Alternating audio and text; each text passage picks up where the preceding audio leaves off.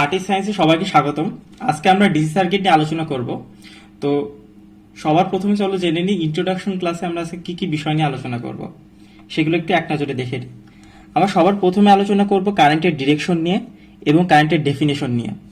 তারপর আলোচনা করব রেজিস্ট্যান্সটা কি, এবং রেজিস্ট্যান্সের মান আসলে কি বিষয়ের উপরে ডিপেন্ড করে এটা একটু দেখব। এবং তারপর একটা ইন্টারেস্টিং টপিক দেখব, সেটা হচ্ছে রেজিস্ট্যান্স আর রেজিস্টিভিটির ভিতরে কি আসলে কি কোনো পার্থক্য আছে, থাকলেও সেটা কি এটা একটু জানবো। এবং সবার লাস্টে সিরিজ এবং প্যারালাল কানেকশন অফ রেজিস্ট্যান্স নিয়ে আমরা আলোচনা করব। তো চলো শুরু করা যাক। তো চলো আমরা জেনে নিই কারেন্টের ডিরেকশন সম্পর্কে। আমরা চিত্র 1-এ কি দেখতে পাচ্ছি, একটা ব্যাটারির সাথে ব্যাটারি পজিটিভ এবং নেগেটিভ প্রান্তের সাথে তার সংযুক্ত করা আছে এবং তার সাথে একটি বাল্ব সংযুক্ত আছে। এখন আমি যদি তোমাকে প্রশ্ন করি বাল্বটা কখন জ্বলবে, অবশ্যই যখন ইলেকট্রন ফ্লো হবে। তবে আমাদের কনফিউশন হয় ইলেকট্রন কি উচ্চ বিভব থেকে নিম্ন বিভবের দিকে যায় নাকি নিম্ন বিভব থেকে উচ্চ বিভবের দিকে যায়, এই জিনিসটা আজকে আমরা একটু জানবো। দেখো, ইলেকট্রন সবসময় নেগেটিভ থেকে পজিটিভের দিকে যায়, অর্থাৎ নিম্ন বিভব থেকে উচ্চ বিভবের দিকে যায়। এটা হচ্ছে ইলেকট্রনের ক্ষেত্রে। তবে আমরা বাস্তবে যে জিনিসটা ধরে নিই সেটা হচ্ছে কারেন্ট সর্বদা পজিটিভ থেকে নেগেটিভের দিকে যায়। সুতরাং এখানে কনফিউশনের কিছু নাই। আমরা যখন ইলেকট্রনের কথা বলবো তখন আমরা নেগেটিভ থেকে পজিটিভের দিকে দেখাবো, এবং যখন আমরা কারেন্ট আঁকবো তখন আমরা পজিটিভ থেকে নেগেটিভের দিকে দেখাবো। তো এইটাই ছিল ডিরেকশন। এরপরে আমরা আলোচনা করব কারেন্টের ডেফিনেশন নিয়ে। কারেন্ট কি এই বিষয়টা নিয়ে একটু জানবো আমরা। এখন আমরা কারেন্টের ডেফিনেশন সম্পর্কে জানবো। আমরা এখানে দেখতে পাচ্ছি একটি ব্যাটারির সাথে তার সংযুক্ত করা আছে, এবং আমরা যদি এই তারের যে কোনো একটি প্রস্থচ্ছেদ বরাবর কেটে নিই তাহলে আমরা দেখতে পাবো এই তারের প্রস্থচ্ছেদ মধ্য দিয়ে প্রতি সেকেন্ডে কিছু পরিমাণ চার্জ প্রবাহিত হয়। এখন প্রতি সেকেন্ডে যে পরিমাণ চার্জ প্রবাহিত হয় তাকে বলা হয় বিদ্যুৎ প্রবাহ বা তড়িৎ প্রবাহ। যেমন আমি যদি বলি টি সেকেন্ডে কিউ পরিমাণ চার্জ প্রবাহিত হয়, তাহলে আমরা বলতে পারি 1 সেকেন্ডে কিউ বাই টি পরিমাণ চার্জ প্রবাহিত হয়। আমরা জানি কিউ এর একক হচ্ছে কুলম্ব এবং টি এর একক হচ্ছে সেকেন্ড। তো এখান থেকে আমরা বলতে পারি কুলম্ব পার সেকেন্ড। তো এই কুলম্ব পার সেকেন্ডকে একটা নাম দেওয়া হয়েছে, সেটা হচ্ছে অ্যাম্পিয়ার। এটা হচ্ছে অ্যাম্পিয়ার, এবং এই অ্যাম্পিয়ারকে সংক্ষেপে এ দ্বারা প্রকাশ করা হয়। তাহলে আমরা কি দেখলাম, কোনো প্রস্থচ্ছেদের মধ্য দিয়ে প্রতি সেকেন্ডে যে পরিমাণ চার্জ প্রবাহিত হয় তাকে বলা হয় তড়িৎ প্রবাহ। যেমন আমি যদি বলি 1 অ্যাম্পিয়ার মানে কি, 1 অ্যাম্পিয়ার হচ্ছে 1 সেকেন্ডে 1 কুলম্ব চার্জ এই প্রস্থচ্ছেদের মধ্য দিয়ে প্রবাহিত হয়। এখন আমরা আলোচনা করব রেজিস্ট্যান্স নিয়ে। রেজিস্ট্যান্স জিনিসটা কি? এখন যে গুণের কারণে কোনো পরিবাহীর মধ্য দিয়ে বিদ্যুৎ প্রবাহের সময় পরিবাহীকে বাধা সৃষ্টি করে তাকে আমরা বলে থাকি রেজিস্ট্যান্স বা রোধ। এখন আমি যদি একটা কপারের তৈরি তার চিন্তা করি, এটা মনে করো একটা কপারের তৈরি তার, এটা দৈর্ঘ্য হচ্ছে এল দ্বারা প্রকাশ করলাম এবং ক্ষেত্রফল এ দ্বারা প্রকাশ করলাম। এখন এই তারের রোধ কতটুকু হবে এটা কিন্তু বেশ কিছু বিষয়ের উপরে নির্ভর করে। যেমন এটা যদি কপারের তৈরি না হয়ে লোহা কিংবা সিলভারের হতো সেক্ষেত্রে কিন্তু রেজিস্ট্যান্সের মানটা ভিন্ন হতো। তো আমরা 1 নম্বরে বলতে পারি উপাদানের উপরে রেজিস্ট্যান্সের মানটা নির্ভর করে। 2 কি করে, 2 নম্বরে হচ্ছে এই তারটাকে আমি যতটুকু বাড়াবো অর্থাৎ যত লম্বা করব, তারের মানটা যত লম্বা করব রেজিস্ট্যান্সের মান তত বাড়তে থাকবে। অর্থাৎ আমরা বলতে পারি রেজিস্ট্যান্স দৈর্ঘ্যের সমানুপাতিক। 3 নম্বরে আমরা বলতে পারি এই তারটা যত মোটা হবে রেজিস্ট্যান্সের মান তত কম হবে, এবং তারটা যত চিকন হবে রেজিস্ট্যান্সের মানটা তত বৃদ্ধি পাবে। অর্থাৎ আমরা বলতে পারি রেজিস্ট্যান্সটা ক্ষেত্রফলের ব্যস্তানুপাতিক। তো এখান থেকে আমরা যেই লাইনটা যেটা বলতে পারি সেটা হচ্ছে আর সমানুপাতিক এল ভাগ এ। তো এটা থেকে আমরা কি বলতে পারি বলতো, আর সমান সমান রো এল ভাগ এ। এটা কি, এটা হচ্ছে রেজিস্টিভিটি।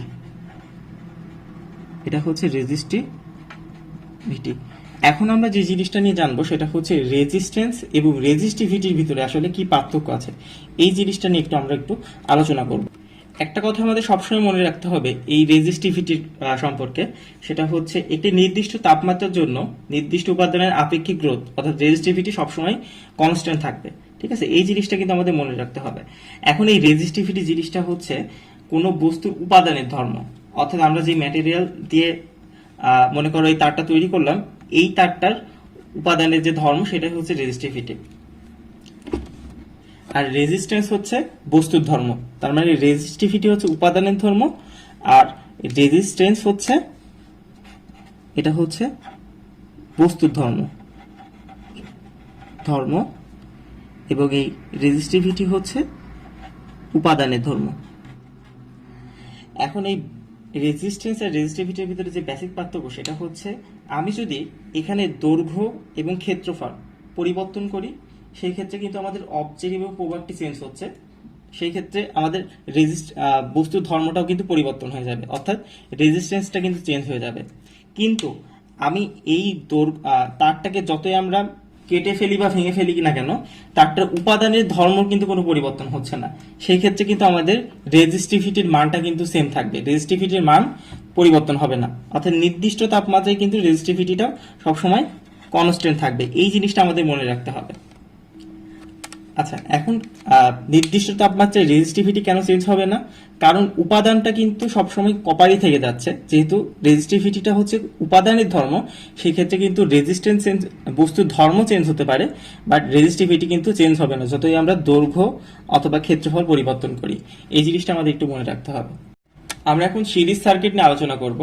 আমরা দেখতে পাচ্ছি এখানে R1 সার্কিটের সাথে R2 এবং R3 সার্কিটটা সিরিজে যুক্ত আছে। তো এখানে যদি আমরা R1 সার্কিটের ভিতর দিয়ে I পরিমাণ কারেন্ট প্রবাহিত করি, তাহলে আমরা চোখ বন্ধ করে বলে দিতে পারি R2 এবং R3 রেজিস্ট্যান্সের ভিতর দিয়েও I পরিমাণ কারেন্ট প্রবাহিত হবে। এর কারণটা কি?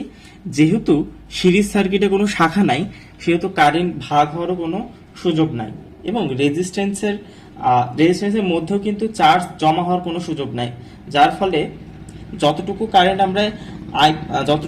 আমরা প্রবাহিত করব, ঠিক ততটুকু কারেন্টই অ্যাট এ টাইম অপর দিকে প্রবাহিত হবে।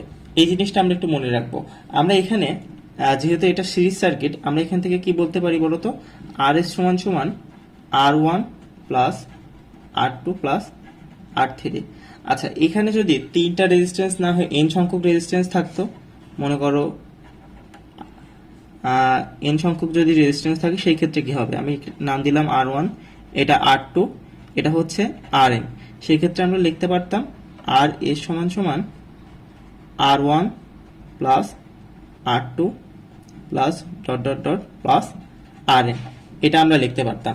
এখন একটা ইন্টারেস্টিং বিষয়, সেটা হচ্ছে আমরা যদি দেখি সবগুলো রেজিস্ট্যান্সের মান যদি সমান থাকে, অর্থাৎ R1, R2 এবং n সংখ্যক যে মানটা থাকবে সবগুলো যদি সমান থাকে, আমি ধরে নিচ্ছি সেই সমান মানটা হচ্ছে R, সেই ক্ষেত্রে রেজিস্ট্যান্সের মানটা কি হবে?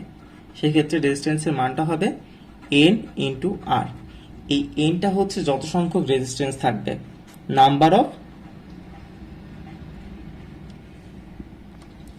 অফ রেজিস্টরস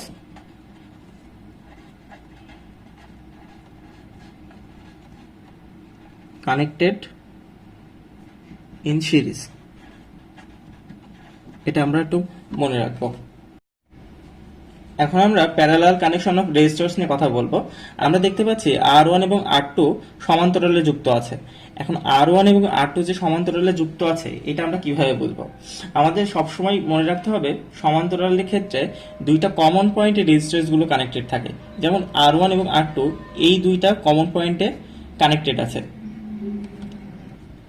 এখন সমান্তরালের ক্ষেত্রে যেহেতু শাখা থাকে, সেহেতু আমরা যদি এখানে I পরিমাণ কারেন্ট যদি প্রবাহিত করি, সেই ক্ষেত্রে কিন্তু I এর মানটা বিভক্ত হয়ে যাবে রেজিস্ট্যান্স 1 এবং রেজিস্ট্যান্স 2 এর মধ্যে। এখন রেজিস্ট্যান্সে ভাগ হবে, এটা কি সমান পরিমাণ হবে কিনা, এটা ডিপেন্ড করবে কিন্তু R1 এবং R2 এর উপর। যদি R1 এবং R2 দুইটার মানই সমান হয়, তাহলে আইটাও কিন্তু সমান পরিমাণ বিভক্ত হবে। বাট যদি R1 এবং R2 যদি সমান না হয়, সেই ক্ষেত্রে কি হবে? যদি আলাদা হয়, সেক্ষেত্রে আর এর মান যেটাতে কম, সেটাতে আই এর মান বেশি প্রবাহিত হবে, অর্থাৎ কারেন্ট বেশি প্রবাহিত হবে। আর আর যদি বেশি হয়, সেই ক্ষেত্রে কারেন্টের মান কম প্রবাহিত হবে। আচ্ছা, এই ক্ষেত্রে আমরা কি বলতে পারি বলতো সূত্র হিসেবে? 1/R P পি সমান সমান 1/R1 প্লাস 1/R2, রাইট? এখন যদি সিরিজের মতোই যদি দেখি যে রেজিস্ট্যান্স যদি দুইটা যুক্ত না হয়ে n সংখ্যক থাকতো, সেক্ষেত্রে কি হতো? সেক্ষেত্রে যেটা হতো 1/RP সমান সমান 1/R1 plus 1/R2 plus dot dot dot plus 1/Rn, এবং এই সবগুলো রেজিস্ট্যান্সের মান যদি সমান থাকতো, অর্থাৎ যদি R1 R2 Rn সবগুলোর মান যদি সমান থাকতো, ধরে নিই সবগুলোর মান যদি 8 থাকতো, সেই ক্ষেত্রে কি হতো বলতো? সেই ক্ষেত্রে আমরা বলতে পারি Rp সমান সমান R/n, অর্থাৎ এখানে n হচ্ছে number of resistance in parallel, মানে প্যারালালে যতগুলো রেজিস্ট্যান্স থাকবে। ঠিক আছে, এইটা আমরা মনে রাখবো।